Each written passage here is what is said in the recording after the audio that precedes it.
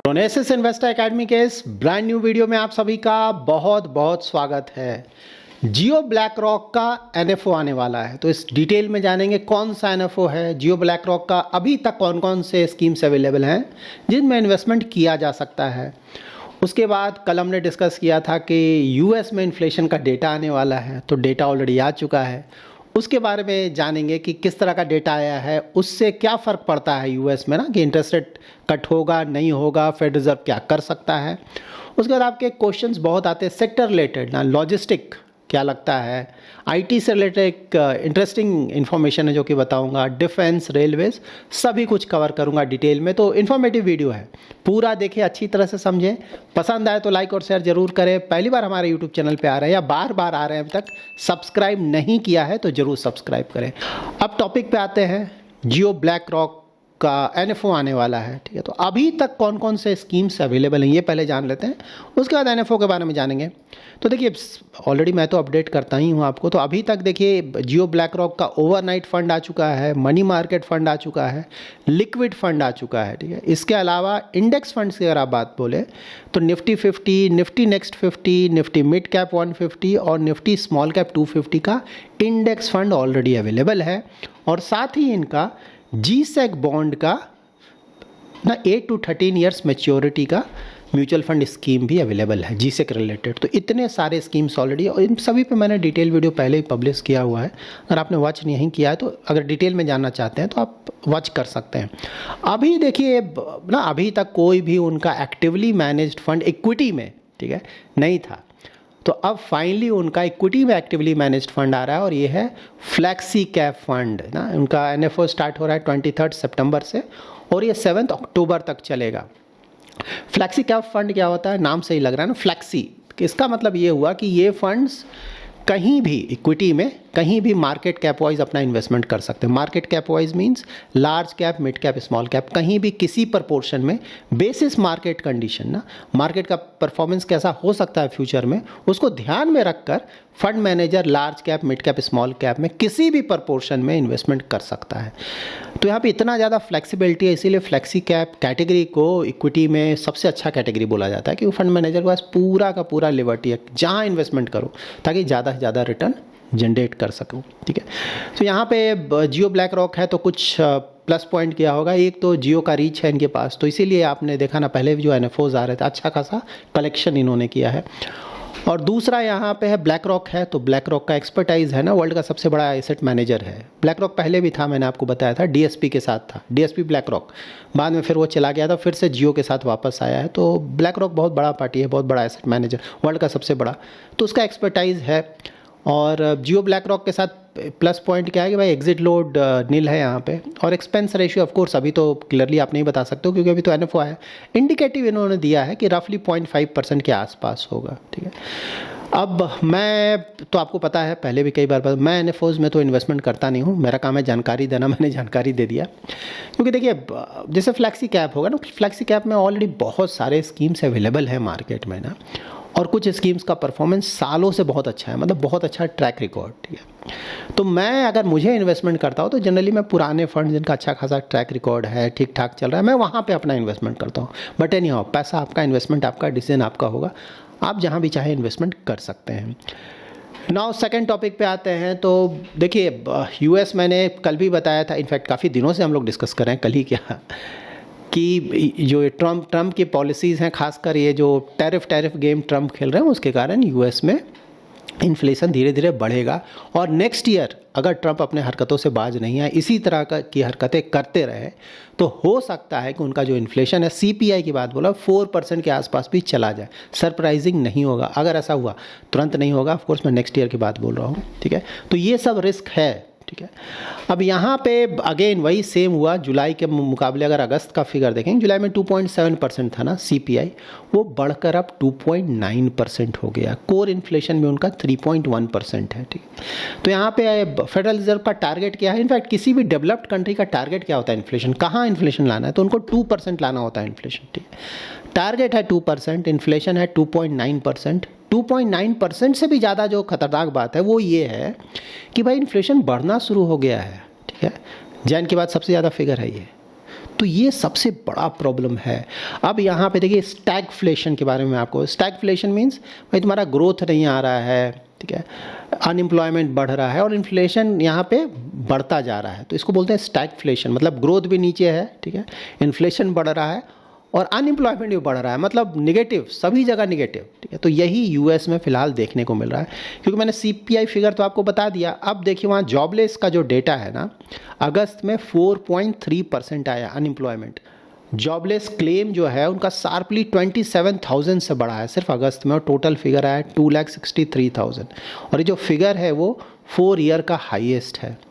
तो इसी को बोलते हैं ना, स्टैगफ्लेशन आया नहीं है, मैं ये नहीं बोल रहा हूँ कि आ गया, लेकिन उस तरफ जा रहा है, बढ़ रहा है। अगर कुछ नहीं किया गया तो यू नेवर नो, आ सकता है। जब भी किसी भी इकोनॉमी में प्रॉब्लम होता है तो वहाँ का जो सेंट्रल बैंक है क्या करता है, इसको ब्रीफली मैं समझा देता हूँ, ये सब जानना चाहिए आपको।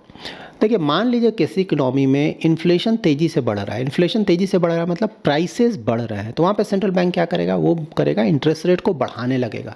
तो इंटरेस्ट रेट जब आप ज़्यादा बढ़ा दोगे तो आप देखोगे प्राइसेस नीचे आने लगे, ठीक है। एक ये सिनारियो है। दूसरा सिनारियो हो सकता है कि भाई जो आपका जीडीपी ग्रोथ रेट है, इकोनॉमिक आउटपुट है कंट्री का, वो नीचे गिरने लगा तेज़ी से, जीडीपी ग्रोथ रेट आपका नीचे आ रहा है, ठीक है। तो अब सेंट्रल बैंक क्या करेगा कि वो इंटरेस्ट रेट नीचे ले जाएगा, कट करना शुरू करेगा तेज़ी से। उसके कारण कुछ समय के बाद आप देखेंगे कि जीडीपी में फिर से इंप्रूवमेंट आने लगता है, आउटपुट पे इंप्रूवमेंट आने लगता है। ये तरीका होता है, ज़्यादातर सेंट्रल बैंक्स करते हैं, ठीक है। लेकिन यहाँ पे यूएस में एक दूसरा ही प्रॉब्लम आ गया है, ठीक है। यहाँ पे इस प्रॉब्लम को रिजॉल्व करना इतना आसान नहीं। प्रॉब्लम इसलिए है कि भाई एक तो आपका आउटपुट की तरफ प्रॉब्लम हो रहा है, मतलब कि अनएम्प्लॉयमेंट आपका बढ़ रहा है, ठीक है। तो अनएम्प्लॉयमेंट जो आपका बढ़ रहा है मतलब कि आपको इंटरेस्ट रेट कट करना होगा, ठीक है। लेकिन इन्फ्लेशन भी बढ़ रहा है, तो जब इन्फ्लेशन बढ़ता है तब तो आपको इंटरेस्ट रेट बढ़ाना होता है ना। तो आप समझ रहे हैं ना, फेड रिजर्व के पास बहुत बड़ा चैलेंज है कि भाई इन्फ्लेशन बढ़ रहा है और अनएम्प्लॉयमेंट भी बढ़ रहा है, तो यहाँ पे हम करें क्या ठीक है ना। लेकिन हाँ, वहाँ का जो गवर्नमेंट है, लाइक ट्रम्प है, उनका बहुत ज़्यादा प्रेशर आ रहा है कि भाई इंटरेस्ट रेट कट तो तुमको करना ही होगा। तो देखिए इंटरेस्ट रेट कट अभी तक तो बिल्कुल सिग्नल लग रहा है कि करेंगे इंटरेस्ट रेट कट, लेकिन ना उम्मीद, जैसा कल भी मैंने बताया था ना कि आइडियली 50 बेसिस पॉइंट करते ना तब जाकर कुछ फ़र्क पड़ता, क्योंकि असर होने में कई महीने लग जाते हैं ना। 50 बेसिस पॉइंट तुरंत तो पास ऑन नहीं करेगा, ठीक है। लेकिन अगेन यहाँ प्रॉब्लम यही कि भाई इन्फ्लेशन तो बढ़ रहा है, तो 50 बेसिस पॉइंट्स करना मुश्किल होगा उनके लिए, तो शायद 25 बेसिस पॉइंट से ही काम चलाएंगे, ठीक है। और प्लस ट्रम्प भी थोड़ा खुश हो जाएंगे। अगर नहीं रेट कट किया तब तो इस बार बहुत ज़्यादा प्रॉब्लम क्रिएट करेंगे ट्रम्प। लेकिन हाँ, लगता यही है कि भाई 25 बेसिस पॉइंट कर दो, ट्रम्प भी खुश हो जाएंगे।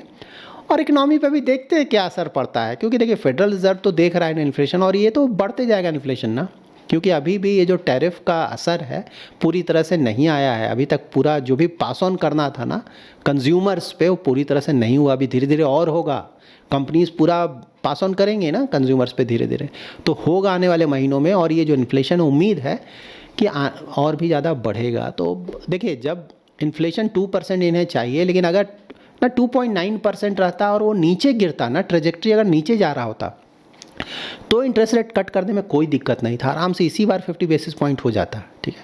लेकिन प्रॉब्लम ये है कि यहाँ पे इन्फ्लेशन नीचे नहीं जा रहा है, ये तो ऊपर जा रहा है, ठीक है। बहुत चैलेंजिंग है फेड रिजर्व के लिए, आसान नहीं होगा, लेकिन देखते हैं क्या करता है। 16-17 को मीटिंग है, 17 को जो भी करना है वो कर देंगे। और जो करेंगे उससे भी ज़्यादा ज़रूरी होगा कमेंट्री, कि भाई आने वाले महीनों में या फिर नेक्स्ट 1 ईयर में क्या प्लान कर रहे हैं, किस तरह का रेट कट करेंगे, इकोनॉमी के सामने कौन से चैलेंजेस आएंगे, वो सुनना बहुत ज़रूरी होगा। और उस पर वर्ल्ड मार्केट पूरा रिएक्ट करेगा, यूएस मार्केट भी रिएक्ट करेगा, वहाँ का बॉन्ड यील्ड भी रिएक्ट करेगा, और वर्ल्ड के जो दूसरे मार्केट्स हैं वो भी रिएक्ट करेंगे। तो इंटरेस्टिंग, लेट्स सी क्या होता है उस समय। मैं तो नहीं आपको अपडेटेड रखूँगा। अब कुछ सेक्टर्स के बारे में जान लेते हैं। देखिए लॉजिस्टिक के बारे में आप लोग ना 2-3 बार लिख चुके हैं। देखिए इंडिया में ज़्यादातर सेक्टर्स या थीम्स ही बहुत ज़्यादा अच्छा है, क्योंकि डेवलपिंग है ना, बहुत तेज़ी से ग्रो कर रहा है, हाई ग्रोथ, वर्ल्ड में मेजर इकोनॉमीज़ में सबसे ज़्यादा ग्रोथ। तो यहाँ पे ज़्यादातर सेक्टर्स और थीम्स का ही परफॉर्मेंस देखेंगे कि अच्छा रहेगा, ठीक है। लॉजिस्टिक भी उसी ग्रुप में है, यहाँ भी आप बोल सकते हैं कि टेलविंड मिल रहा है ना, ग्रोथ बहुत ज़्यादा है। तो नेचुरली जो ट्रांसपोर्ट सर्विसेज है उसका रिक्वायरमेंट तो बढ़ता जाएगा। जो जीएसटी कट भी हुआ है उसके कारण और ज़्यादा सप्लाई करेंगे, क्योंकि डिमांड बढ़ेगा ना सामान का, तो और ज़्यादा ट्रांसपोर्ट का यूज़ होगा। तो लॉजिस्टिक इंडिया में बहुत अच्छा, और प्लस सरकार परसेंटेज ऑफ जीडीपी जो लॉजिस्टिक कॉस्ट होता है ना, उसको लगातार कम करने की कोशिश कर रही है ना।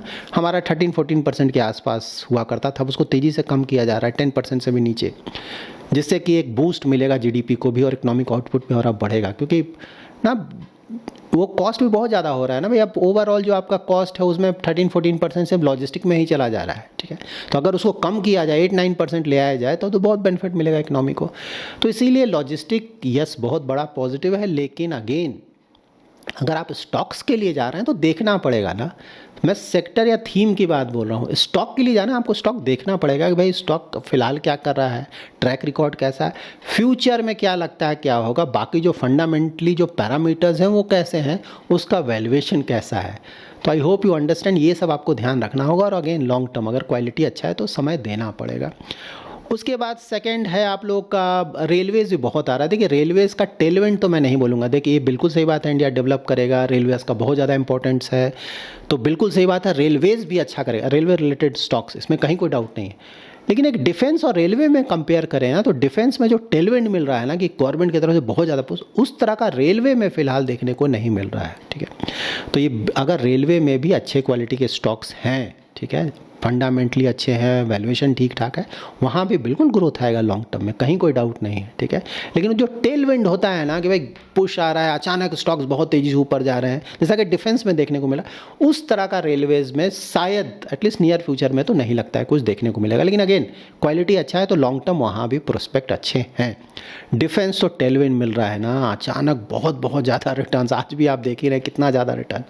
यहाँ भी अगर लॉन्ग टर्म के लिए देखा जाए, अगर क्वालिटी अच्छा है, वैल्यूएशन ठीक ठाक में मिल रहा है, देखिए वैल्यूएशन और क्वालिटी का ध्यान रखें ना। आप डिफेंस के नाम पे कहीं भी आप इन्वेस्ट कर देंगे, ठीक है, घटिया क्वालिटी के स्टॉक में बिना सोचे समझे किसी का सुनकर, ठीक है, तब तो फिर आपके पैसे के साथ जो होगा उसकी जिम्मेदारी तो आपकी है ना, पैसा आपका है, ठीक है। तो सोच समझ कर थोड़ा फंडामेंटली चेक करेंगे, पैरामीटर्स ठीक ठाक है कि नहीं, वैल्यूएशन कैसा है, फ्यूचर ऑर्डर्स कैसे हैं, ऑर्डर को वो ऑर्डर तो मिल रहा है ठीक बात है, उसको एग्जीक्यूट कर पाएगा कि नहीं, ये सब थोड़ा देख लें, देखने के बाद जाए, ठीक है। सेक्टर और थीम में इन सब में दिक्कत नहीं है, लेकिन स्टॉक तो आपको देखना पड़ेगा ना। गलत जगह इन्वेस्ट करेंगे तो या तो रिटर्न्स नहीं आएगा या फिर कई केसेस में लॉस भी हो सकता है, तो be careful with that. IT related कल तो मैंने आईटी को कवर किया था डिटेल में, एक बहुत अच्छा इन्फॉर्मेशन आया है ना, ओरेकल का आप लोगों ने सुना भी होगा, एक दिन में 36% उसका स्टॉक ऊपर चला गया। ओरेकल के जो फाउंडर हैं लैरी एलिसन, वो कुछ समय के लिए इलॉन मस्क से भी ज़्यादा अमीर आदमी बन गए थे ना, दुनिया के सबसे अमीर आदमी बन गए थे कुछ समय के लिए। अगेन अब फिर से इलॉन मस्क बन गए हैं, क्योंकि ये तो स्टॉक प्राइस है ना, ऊपर नीचे करता रहता है। लेकिन हाँ बहुत ज़्यादा रिटर्न, अब आपको लग रहा हो इतना ज़्यादा रिटर्न क्यों आ गया, ओरेकल में आईटी रिलेटेड कंपनी है। तो देखिए ओरेकल का अगर रिजल्ट्स देखेंगे ना तो रिजल्ट कोई खास नहीं है, ठीक है, लेकिन स्टॉक इतना ज़्यादा ऊपर इसलिए आ गया कि उसमें अनाउंसमेंट किया गया कुछ डील्स के बारे में, फ्यूचर डील्स, कि भाई फ्यूचर में कुछ हमने अच्छे ऑलरेडी कुछ डील्स किए हुए हैं जहाँ से फ्यूचर में काफ़ी अच्छा रेवेन्यूज़ हम जनरेट करेंगे ना। तो देखिए एक बहुत बड़ा डील उन्होंने डिस्क्लोज़ किया है, $300 बिलियन का ना 5 ईयर का डील है ओपन एआई के साथ। उसके बाद बोला जा रहा है एनवीडिया के साथ अच्छा खासा चल रहा है, सॉफ्टबैंक, मेटा। तो यहाँ से उम्मीद है कि आने वाले सालों में बहुत ज़्यादा बिजनेस उनको मिलने जा रहा है, जिसके कारण जो उनका रेवेन्यू है या फिर जो प्रॉफिट है वो बहुत तेज़ी से बढ़ने जा रहा है, ठीक है। तो यही चीज़ है जो कि इंडियन आईटी कंपनीज में आपको देखने को नहीं मिल रहा है। तो ऐसा क्यों हो रहा है अचानक इतना ज़्यादा? क्या देखिए ओरेकल जो है ना क्लाउड कंप्यूटिंग है, क्लाउड इंफ्रास्ट्रक्चर प्रोवाइड करता है ना, एआई इंफ्रास्ट्रक्चर प्रोवाइड करता है। जैसे ना डेटा सेंटर, बड़ा बड़ा डेटा सेंटर है, वहाँ पे आपको फिजिकल सर्वर मिल जाएगा, स्टोरेज डिवाइस मिल जाएगा, नेटवर्किंग इक्विपमेंट मिल जाएगा। तो इस पूरा सर्विस प्रोवाइड करता है कि भाई ये लो इंफ्रास्ट्रक्चर, तुम अपना काम यहाँ से करो ना। और बड़ी बड़ी कंपनीज जाकर वहाँ पे आपको बहुत अच्छा खासा पैसा है, ठीक। तो आने वाले फ्यूचर में इसको फ़ायदा मिलेगा, ठीक है। लेकिन आप फ्यूचर में अभी नहीं हुआ है, ठीक है। तो इसको इस तरह से देखें। तो इंडियन आईटी कंपनी में वही मैं कल डिस्कस कर रहा था, कुछ इस तरह का काम करो आप, एआई रिलेटेड, क्लाउड रिलेटेड ना, अनाउंसमेंट करो, पैसा लगाओ। ये शेयर होल्डर्स को जो आप पैसा दे रहे हो अच्छी बात हो, करना भी चाहिए कंपनीज़ को, लेकिन इससे कहीं ज़्यादा ज़रूरी है कि कंपनी को हाई ग्रोथ मोड पे आप ले जाओ। कुछ ऐसा करो जिससे कंपनीज़ का ग्रोथ रेट बढ़े, इन्वेस्टर्स का पैसा खुद ब खुद कई गुना बढ़ जाएगा, ठीक है। तो यही आईटी कंपनीज़ में लैकिंग है इंडियन आईटी कंपनी फिलहाल, बट देखते हैं फ्यूचर में अगर कुछ कर पाते हैं तो। So that's it in this video.